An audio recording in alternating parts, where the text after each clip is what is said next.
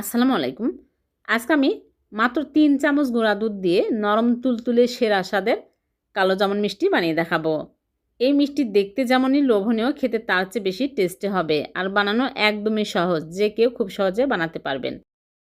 প্রথমে একটা বোলের মধ্যে নিয়ে নিচ্ছি গুঁড়া দুধ। এখানে ৩ টেবিল চামচ গুঁড়া দুধ নিয়ে নিচ্ছি। আর গুঁড়া দুধ ফুল ক্রিম হতে হবে।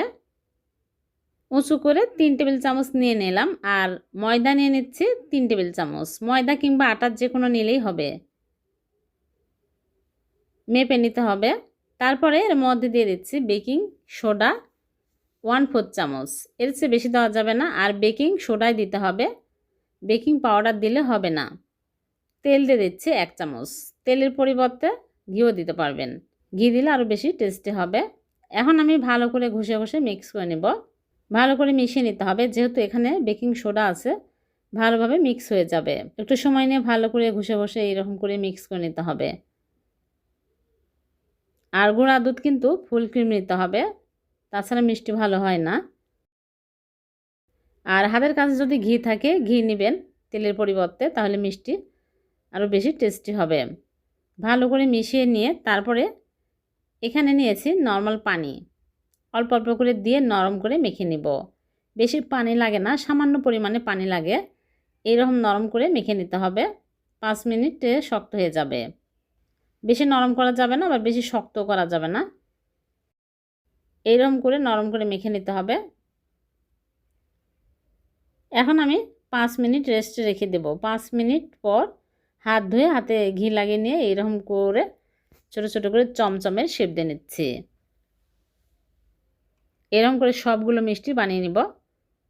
এই ছোট ছোট মিষ্টি যখন আমি তেলে ভেজে শিরাতে দিব, তখন ফুলে ডবল হয়ে যাবে।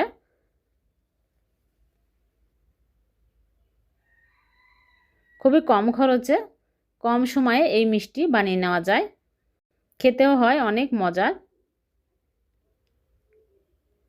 সবগুলো মিষ্টি বানানো হয়ে গেছে, দেখুন অনেকগুলো মিষ্টি হয়েছে। এখন এই মিষ্টিগুলো আমি তেলে ভেজে নেব। আগে থেকেই চুলায় প্যানে তেল দিয়ে তেল গরম করে নিয়েছে। তেল কিন্তু হালকা গরম করে তারপরে মিষ্টিগুলো একটা একটা করে দিতে হবে।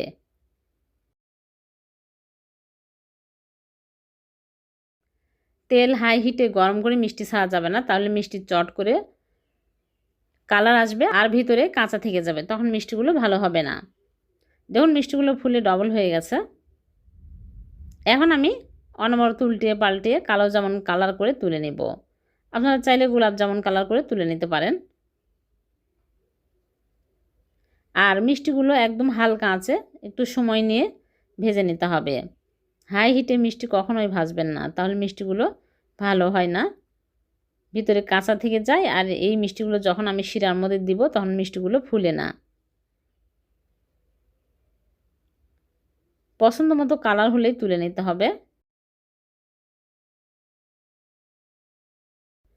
হয়ে গেছে, এরকম কালার হলে তুলে নিচ্ছে। সবগুলো মিষ্টি ভেজে তুলে নিলাম। এখন এই মিষ্টিগুলো আমি ঠান্ডা করে নিব। এক সাইডে রেখে দিচ্ছি ঠান্ডা হওয়ার জন্য।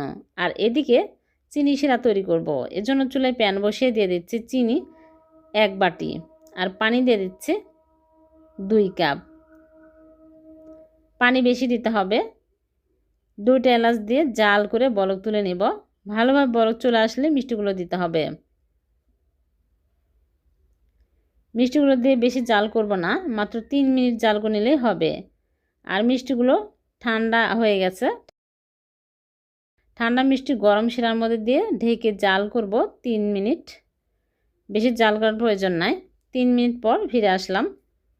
হয়ে গেছে। এখন আমি নেড়ে চেড়ে চুলা থেকে নামিয়ে নিব। চুলা থেকে নামিয়ে ঠান্ডা হলে মিষ্টিগুলো পরিবেশন করে আপনাদেরকে দেখাবো।